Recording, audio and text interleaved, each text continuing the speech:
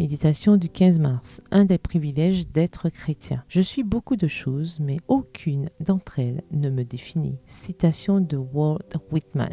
Le passage biblique cité hier, ne jugez pas afin de ne pas être jugé, Matthieu 7, verset 1, se termine par des paroles non moins cruciales de Jésus. Ôte premièrement la poutre de ton œil, et alors tu verras comment ôter la paille de l'œil de ton frère, au verset 5. C'est là l'aspect le plus puissant de l'habitude chrétienne du non-jugement. Elle vous permet d'avoir le genre de vision qui aide votre prochain à enlever la paille de son œil. Je comprends ce concept de la manière suivante, en ne jugeant pas, c'est-à-dire en ne réduisant pas une personne à l'idée que nous nous faisons d'elle. Parce que, après tout, quelle différence cela pourrait-il faire dans sa marche chrétienne? Quelque chose de merveilleux se produit et c'est que cette personne se sent libre d'être qui elle est devant nous. Et dans cette liberté, qui est en réalité un soutien, elle reçoit l'invitation à changer pour le mieux. Lorsqu'une personne voit en vous quelqu'un qui ne juge pas les autres, mais essaie de travailler sur lui-même pour devenir comme Jésus, elle est motivée à prendre ce même chemin et libre pour faire les erreurs de l'immaturité spirituelle. De cette façon, notre acceptation totale de qui est cette personne et où elle en est dans sa vie est une graine qui lui permet de germer, de grandir et de se